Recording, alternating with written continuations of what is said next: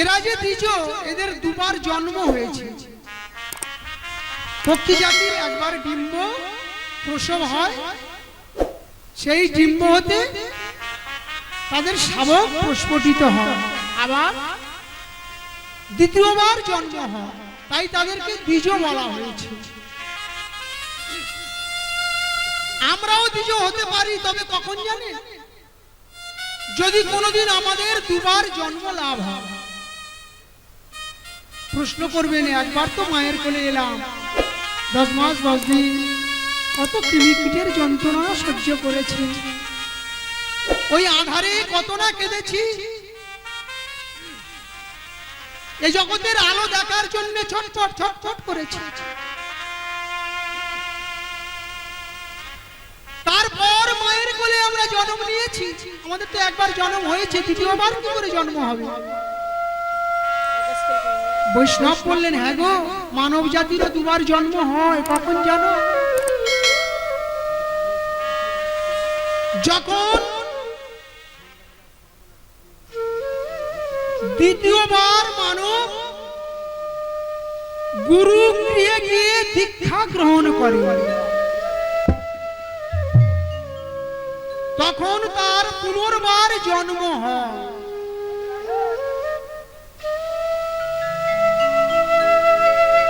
শিষ্যের হবে কর্ণজনী, গুরু চিয়ম্বা লিঙ্গখানি, নিষ্কামতে করিবে রম।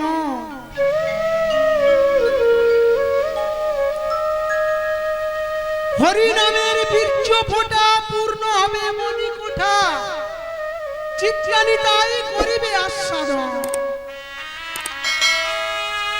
সেই গর্ভে সন্তান হলে প্রেম নামক সন্তান মিলে। হরি বল হরি বল। সেই সন্তান লং বীজ উচ্ছরিয়া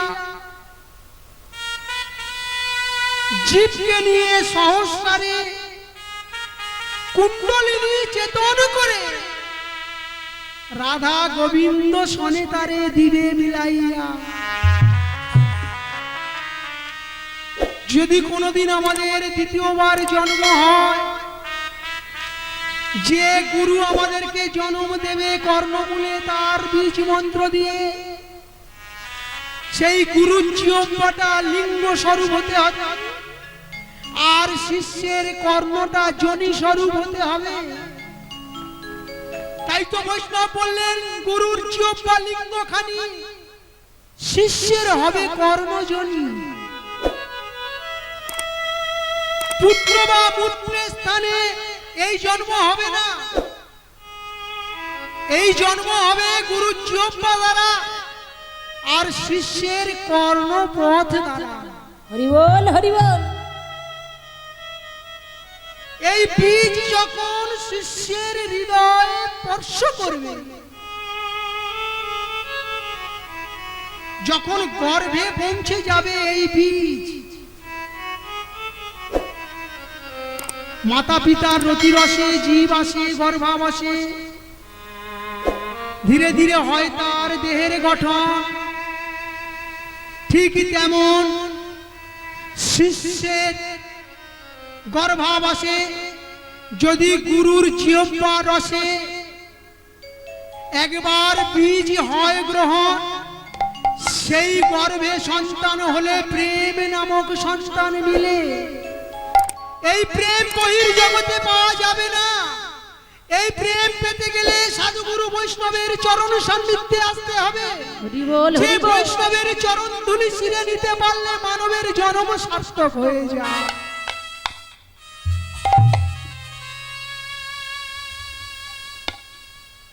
তাই আজ বৃন্দাবনের কানন দেবতী বললে, ওগো সুসারি, তোমরা বিলম্ব করো না, তোমরা তো দ্বিজ জাতি, তোমরা রাধা শ্যামকে জাগিয়ে দাও। আমাদের রাধা রানী যে অন্যের ঘরের কুলবধূ, তার শাশুড়ি ননদি কত না গঞ্জনা দেবে। সারি কয়ে ওয়েসু নাহি মানো ভিতে, নাহি মানো ভিতে, অরুণ উদয় হেরি ভয়ে জাগে চিতে। কে বলে অরুণ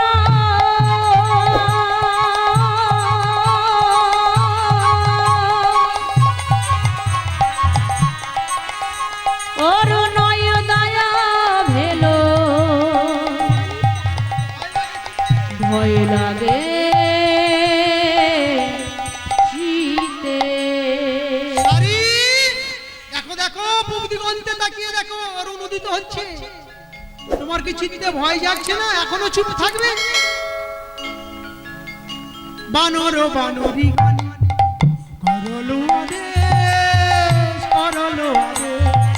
বানর বানরি গণে করালো আদেশ করালো আদেশ। পুরীতে শব্দ করো নিশি অবসে। এবার তুরিতে শব্দ কর নিশিয়া বসে। পুরীতে শব্দ করো আস্তে। বানর বানরি গণে পুনঃ করলো আদেশ। পক্ষীকুলকে বলার পরে এবার বৃন্দাবনের যারা বানর ছিল, আপনারা যারা বৃন্দাবনে গিয়েছেন দেখবেন বানরেও রাধে রাধে বলে। রাধারানীর নাম নিলে বানরেও আপনাকে যেতে সাহায্য করবে। আর যদি আপনি রাধারানীর নাম নেন বদনে বলেন, তাহলে আপনার কাছে যা কিছু থাকবে ওরা টেনে নিয়ে চলে যাবে। রাধারানীর নামের প্রতি বানরেরও কত ভক্তি। আর আমরা সুন্দর বাহ নর হয়েও আমরা সেই ভক্তি হৃদয়ে আনতে পারছি না, আনতে পারলাম না। কেন না? আমাদের হৃদয়ে যে কলুষিত হয়ে আছে, আমাদের হৃদয়ে যে কালিমায় ভরা।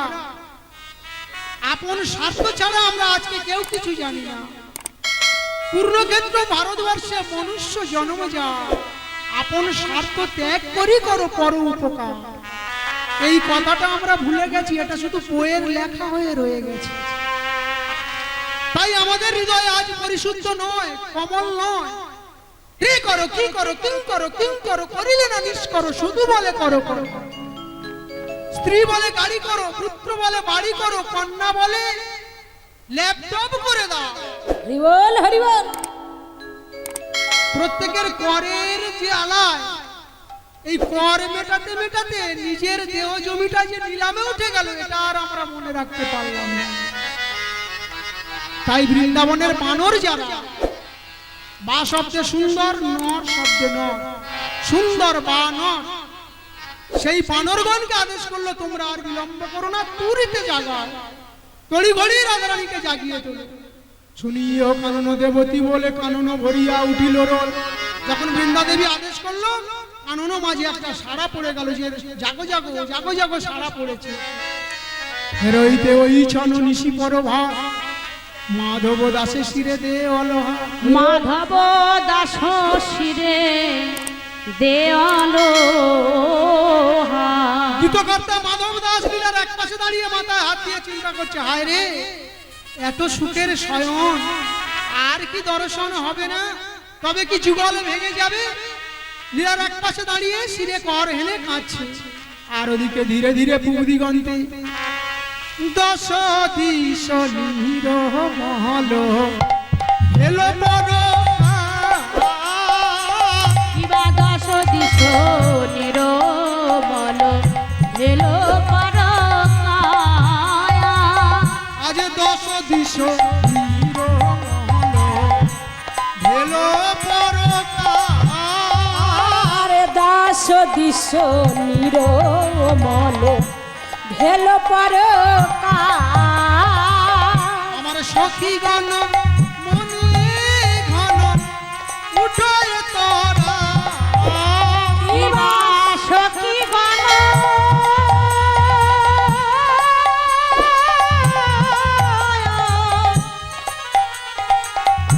সখী গণ মনে ঘন উঠালো তারা। দাস দিশ নিরমল ভেলো পর দাস দিশ নিরমল ভেলো পর দশ দিশ নিরমল ভেলো পরকাশ। পূর্ব পশ্চিম উত্তর দক্ষিণ ঈশান অগ্নি নৈঋত বায়ু ঊর্ধ্ব অধ, এই 10 দিক কোন সময় নির্মল বা পবিত্র থাকে? রাত্রি 12টা বলছে না, রাত্রি 2টো না, রাত 10টা বলছে না, রাত 9টা বলছে, ওটা তো সিরিয়ালের টাইম, ওটা নয়। কখন না সূর্য উদিত হওয়ার 1 ঘড়ি পূর্বে, ভোরবেলা, দশ দিশ নির্মল ভেলো পরকাশ। ঠিক যেমন ভোরের বেলা বায়ু বাতাস সমস্তটা পবিত্র থাকে, নির্মল থাকে, ঠিক তেমন মানুষের মন কখন নির্মল থাকে? বললেন যখন বাল্যাবস্থা থাকে। বাল্যাবস্থাটা পেরিয়ে গেলে যৌবন যখন আসবে দেহে, আমার যৌবন এলে কি হবে? স্কুলের পাশে দাঁড়িয়ে থাকবে, ওকে বলবে আই লাভ ইউ, বলে দেখা করবি, ইত্যাদি ইত্যাদি। আপনারা জানেন বিষয়টা। যৌবন এলে তখন আর হৃদয়টা পবিত্রতা থাকে না, তখন ময়লা ভরে যায়। ঠিক তদ্রূপ যখন আমরা বাল্যাবস্থা থাকি, মানে ভোরের বেলা, বাল্যকাল মানে ভোরের বেলা, প্রথমে জননীর কোলে স্তনপানে কৌতূহলী, অজ্ঞানে আছেন মতিহীন, অজ্ঞানে আছেন মতিহীন। পরে তো বালক সঙ্গে নানা খেলা কত রঙে, এমতো কাটাইনু কতদিন। হরি বল, হরি বল। যখন আমরা জন্ম নিই আমাদের জ্ঞান থাকে না, আমাদের ভালো মন্দ বিচার থাকে না। মায়ের কোলে আমরা মায়ের স্তনদুগ্ধ পান করি, অজ্ঞানে থাকি। তাই বৈষ্ণব মহাজন বললেন প্রথমে জননীর কোলে স্তনপান কৌতূহলে, অজ্ঞানে আছেন মতিহীন। পরে তো বালক সঙ্গে, যেই একটু বড় হলাম, লক্ষ্য করবেন আপনাদের আশেপাশে যারা বালক শিশু আছে গৃহে, এ বলে তুই বাবা হবি, আমি মা হব।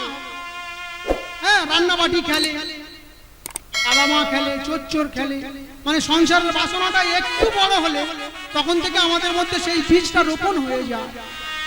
যখন দ্বিতীয় সময় আমাদের জীবনে উপস্থিত হয়, বাল্যাবস্থা চলে গেলে দ্বিতীয় সময় যখন আসে, মানুষের জীবনে 4টে সময় আসে: বাল্যাবস্থা, কৈশোর অবস্থা, যৌবন অবস্থা এবং বার্ধক্য, অবশেষে মৃত্যু। জাতস্যই ধ্রুব মৃত্যু ধ্রুবং জন্ম মৃতস্য চ তস্মাদ পরিহার্যেন হত্যতাং ইতি সচিতময়সি। জং জং ব্যাপী শরণ ভাবং তেজতন্তে কলবরং তং তমেবৈত কন্তেও সদা তদ্ভাবে ভাবিত। জন্মিলে মরিতে হবে, অমরকে অমরকে কথা কবে। যার জন্ম হয়েছে সে তো মারা যাবে। চিরস্থির নয় তো নীড়, হায় রে জীবন নদী, হায় রে জীবন নদে। যেই না দ্বিতীয় সময় এসে গেল আমাদের জীবনে, যখন যৌবন এসে গেল, সেই সময় আমাদের কি হয় বললে, দ্বিতীয় সময়কাল বিকার ইন্দ্রিয় জাল। দেহের যে ইন্দ্রিয়গুলি স্বতন্ত্র থাকে, তারা এদিক ওদিক ঘুরঘুর করে। তখন পাপ পুণ্যের কিছু নাই ভয়, কোনটা পাপ আর কোনটা পুণ্য সেই বিচারটা আর তখন থাকে না। তখন যদি কেউ গুরুজন বলে ওই পথে যাস না, তার কথাটা বিষ মনে হয়। হরি বল, হরি বল। তাই বললেন দ্বিতীয় সময়কাল বিকার ইন্দ্রিয় জাল, পাপ পুণ্যের কিছু নাই ভয়। ভোগ বিলাস নারী এ সকল কৌতুক করি, তাহা দেখি হাসে যমরায়। বলছে তোর একদিন সময় আছে, দেরি কর, এখন রক্ত এই আছে তো, যৌবনে এসেছিস, খুব লাপাচ্ছিস, একটা সময় আছে, তোর সময়ের হিসাব হবে। এইবার হলো কি, আমার তৃতীয় কালে বলে গেলাম, তৃতীয় সময়কালে বন্ধন সে হাতে বলে। যেই তৃতীয় সময় এলো, বাবা মা দেখে একটা সম্বন্ধ করে বিবাহ দিল। এখন তো আর দেখে শুনে বিয়ে হয় না, 500 টাকায় বিয়ে হয়। 500 টাকার বিয়েটা বন্ধ হয়ে গেছে, এখন 10,000 12,000 সরকার দিচ্ছে একটা করে মোবাইল কেনার পয়সা, ওতেই বিয়ে হয়ে যাচ্ছে, বাপ মা বেঁচে গেল। তৃতীয় সময়কালে বন্ধন সে হাতে গেলে, পুত্র কলত্রে গিয়ে বাস। এবার 3-4টে ছেলে মেয়ে হয়ে গেল, তখন আর মাথা ঠিক নেই, ছেলের জন্য করতে হবে, মেয়ের জন্য কিছু গুছাতে হবে, হ্যাঁ, স্ত্রীর জন্য কিছু গয়নাগাটি করবো, বাড়িটা প্যারিস করা হয়নি, ইত্যাদি ইত্যাদি। এই করতে করতে এই যে জমির খাজনাটা, পুরো খাজনাই দেয়া হলো না, নিলামে উঠে গেল। তখন বললেন 4 হয়ে গেল যদি, 4 হয়ে গেল যদি। এবার শেষ ধাপে যখন এসে গেলাম, 4 হয়ে গেল যদি, হরিল আঁখিরে জ্যোতি। তখন আর চোখে ভালো দেখতে পাই না, ঠাউরে ঠুরে যেতে হয়। মাজাটাও একটু ব্যাগ মতো হয়েছে, একটা জোকস্টি মানে লাঠি নিতে হয়। শোভনে না শুনি অতিশয়, শোভনে না শুনি অতিশয়। চক্ষু কর্ণ জিহ্বা ত্বক বাত পানি পান পাই উপস্থ, পাঁচটা কর্মেন্দ্রিয় পাঁচটা জ্ঞানেন্দ্রিয়, সেই পাঁচটা কর্মেন্দ্রিয়ের চোখ চলে যাবে, কানে আর শুনতে পাবে না, কর্ণে আর রাম বললে সব শুনবে, বলে বেই ভালো আছো, বলে বেগুন সব পোকা। ওরে দিন থাকিতে এই যে প্রভাত সময়, এই যে রাধা গোবিন্দকে জাগানো হচ্ছে দশ দিশ নিরমল, এই সময় থাকতে প্রভাত কালে যদি আমরা সেই পথে না যাই, তাহলে 3 হবে 4 হবে, অবশেষে সব যাবে, আমাদের গোবিন্দ চরণে আর স্মরণ করা হবে। হরি বল হরি বল। তাই তো গোবিন্দের চরণে শরণে নেওয়া হলো না। বৈষ্ণব বলে উঠলেন ও তোর দিন থাকিতে, ওরে দিন থাকিতে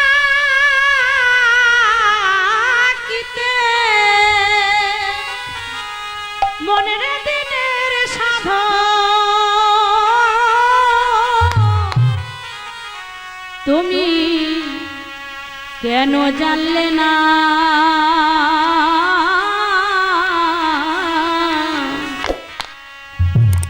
সময় গেলে সাধন হবে না।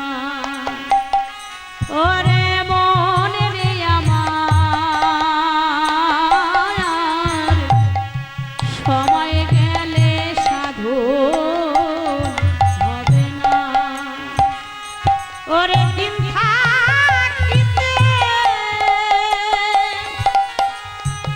ওরে দিনে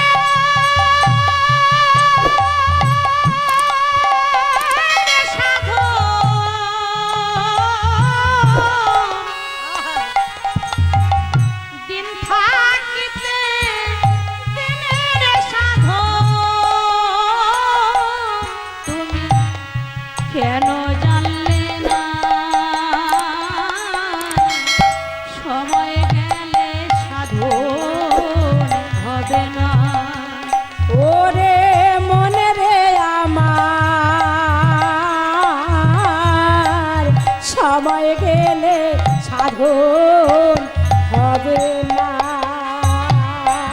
তুমি জানো না মন খালে বিলে,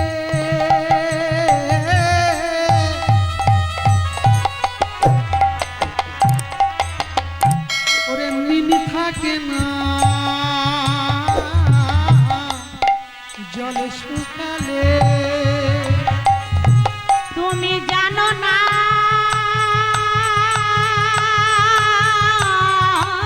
রে মন,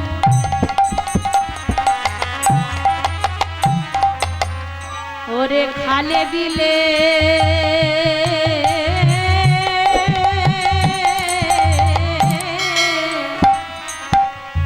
ওরে মিন থাকে না, ওরে জলে শুকালে তুমি জানো না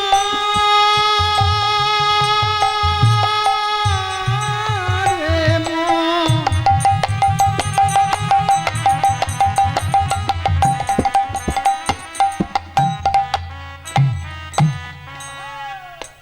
শুধু ভক্তবৃন্দ আমার ভক্তবতী মা, যে পুকুরে জল থাকে না সে পুকুরে মাছ বাঁচে কি? বাবার একটু কথা বলুন না, বাঁচে? জল ছাড়া কখনো মাছ বাঁচবে কি? জানো না মন খালে বিলে মিন থাকে না জল শুকালে। আমার যার খাওয়ার সময়ে খেতে দিলাম না, যে বাবা যখন খেতে পারবে তার বদনে দিলাম না, যখন মৃত্যু সঞ্চয় দুটো রসগোল্লা নিয়ে বলে বাবা খা, খাবি খার না খাবি খাবি, এবারে যাবি তো যা, তাহলে কি হবে?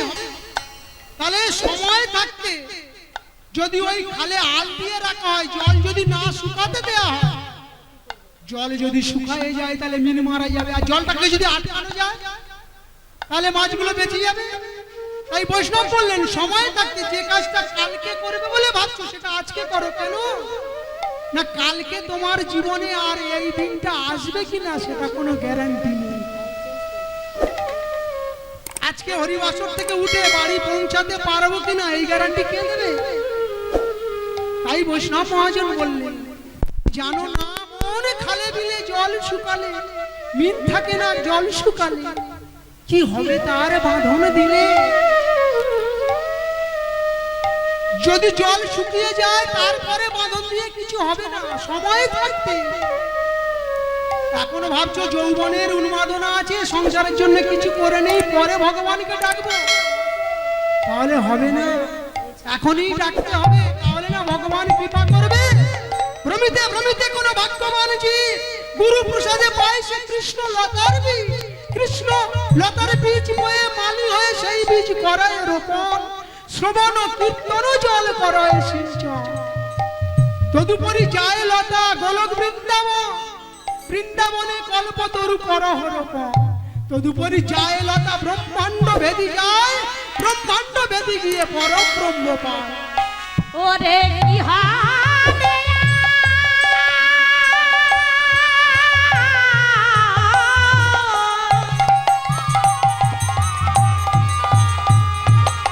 ওরে কি হবে আর ওরে বাঁধন দিলে হেপা শুকিনা মোহনা হেপা শুকিনা মোহনা সময় গেলে সাধু হবে না। ওরে মনে রে আমার, সময় গেলে সাধন হবে না। ওরে মনে রে আমার, সময় গেলে সাধন হবে না। অসময় কৃষি করে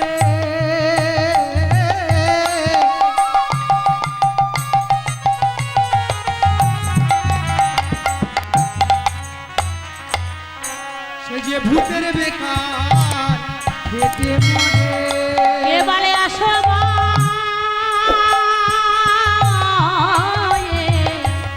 ওরে কৃষি করে মিছামিছি খেটে মরে। মন রে অসময় আস্তে আস্তে ভক্তবৃন্দ, আমার ভক্তিমতী মা, বর্তমান আমরা কলির মানুষ তো, আদিম যুগ চলে গেছে, মধ্যযুগ চলে গেছে, সভ্য যুগে এসে আমরা সভ্য যুগের মানুষ। আমরা সবাই শিক্ষিত, সবাই বুদ্ধিমান, সবাই বিদ্বান, আমরা অনেক জানি কিন্তু মানি না। আমাদের মতো কীর্তনিয়ারা যখন এই কীর্তন স্টেজটাকে ব্যবহার করে আমরা মানুষকে জ্ঞান দিই, উপদেশ দিই, কি বলে থাকি বাবা, অর্থ অনর্থের মূল, তাই না? এ কথা আমরা বলি না? কে নিয়ে এসেছে টাকা আর কে নিয়ে যাবে টাকা, এটা পুঁথিগত বিদ্যে বলা হয়, নিজের জীবনে এটা করা হয় না। তার প্রমাণ হাতে গুনে দেখো। অর্থ অনর্থের মূল, এই কথাটা আমরা সবাই জানি, এটা জীবনে মানি কম। আপনারা আমাকে বলুন তো, কর্মফলে কয়জন বিশ্বাসী? কর্মফলে আপনারা কয়জন বিশ্বাসী? একটু হাত তুলবেন। আমরা বলি না যেমন কর্ম তেমন ফল, এটা পেতে হবে, এই কথাটা বিশ্বাস করেন আপনারা? তো যারা কর্মফলে বিশ্বাস করে, তাহলে আজকে দাঁড়িয়ে আমি যে কর্ম করছি এই কর্মের ফল আমায় নিতে হবে। জং জং ব্যাপী শরণ ভাবং তেজতন্তে কলবরম, ভগবান তো বলেছিলেন আসি আজ এই চরাচরে যে বা যেমন কর্ম করে কর্ম অনুসারে তাকে দিয়ে থাকি ফল। ঠিক যেমন দুর্যোধন করলো, অগ্নিত বরদস্যৈব শস্ত্রপাণি ভয়াবহ মিত্র ভার্যা হরেশ্বৈব আততাই সরয়ত ভাবে। হাতিয়ার হাতে পেয়ে করে নারী নির্যাতন, 6টি দোষে দুষ্ট হয় পুত্র দুর্যোধন। ধরণীর পারে তখন সইতে পাপের ভার, ধর্মীকে রক্ষিতে তখন ভগবান হন অবতার। তাই গীতার শ্লোকে বলা হয়েছে যদা যদা হি ধর্মস্য গ্লানির্ভবতি ভারত অভ্যুত্থানং ধর্মস্যং তদাত্মানং সৃজামঃ। তদাত্মানং সৃজামঃ। পরিত্রাণায় সাধুনাং বিনাশায় চ দুষ্কৃতাম ধর্ম সংস্থাপনার্থায় সম্ভবামি যুগে যুগে। সম্ভবামি যুগে যুগে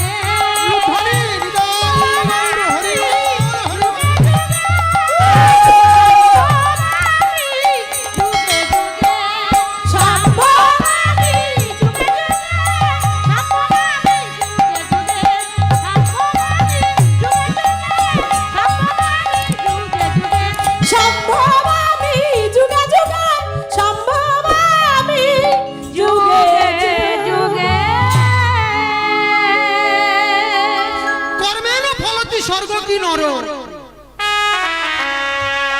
অসময় কৃষি করে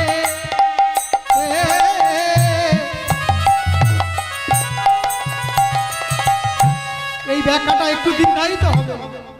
এই ব্যাখ্যাটা যদি পুরোপুরি করতে যাই 10 মিনিট সময় লেগে যাবে। আপনাদের হাতে তো আছে সেই সময়, ব্যাখ্যাটা বলবো। আরে এই যে অসময়ে কৃষি, বৈষ্ণব মহাজন কি বলতে চাইছেন গো?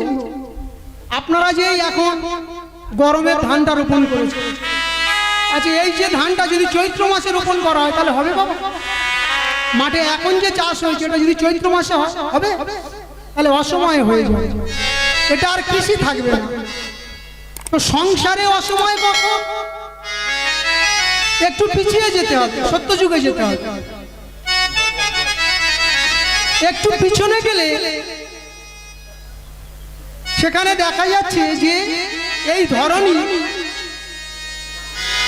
বছরে একবার অপবিত্র হয়। আপনারা জানেন এই যে বছরে একবার অপবিত্র হয় মা ধরনী, জানেন? সেটাকে কি বলা হয় বাবা? কি বলা হয়? অম্বুবাচী। ঠিক যেমন কালের নিয়মে আমার মায়েরা মাতৃবৃন্দ প্রতি মাসে অপবিত্র হন, ঠিক তদ্রূপ এই মা বসুমতী, তিনিও তো নারী, তিনিও তো পুণ্যবতী সলীলা, তিনিও বৎসরে একবার রজস্বলা হন, যেটা কামরূপ কামাখ্যাতে গেলে আপনারা জানতে পারবেন বা দেখতে পারবেন। তো যখন মা রজস্বলা হলো সেই সময় ভগবান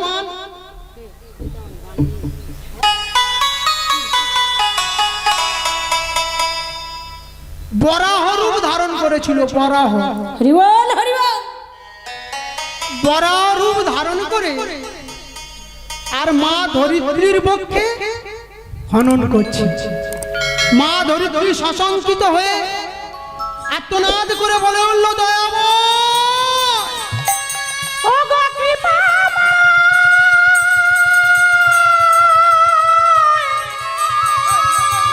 ও গো দিনে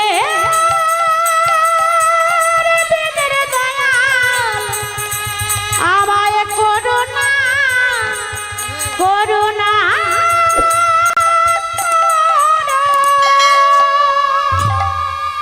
হে ভগবান, তুমি তো জগদীশ্বর, তোমার তো সব কিছুই জানা। আমি এখন অপবিত্র, আমি রজস্বলা রমণী, তুমি এইভাবে আমার পক্ষে রেতস্খলিত করতে পারো না। বরাহ রূপধারী আমার ভগবান সেদিন ধরণীর কোনো কথা শ্রবণ করলো না। কি করলো? সেদিন ধরণীর পক্ষে রেতস্খলিত করলো। সেটা ছিল আষাঢ় মাস।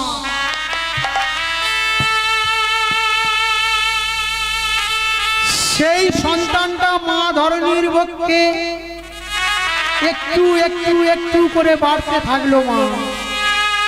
ঠিক যেমন এই জগতে মায়ের গর্ভে আমরা থাকি, 1 মাস 2 মাস 3 মাস, সপ্তম মাসে গিয়ে মায়েদের স্বাদ ভক্ষণ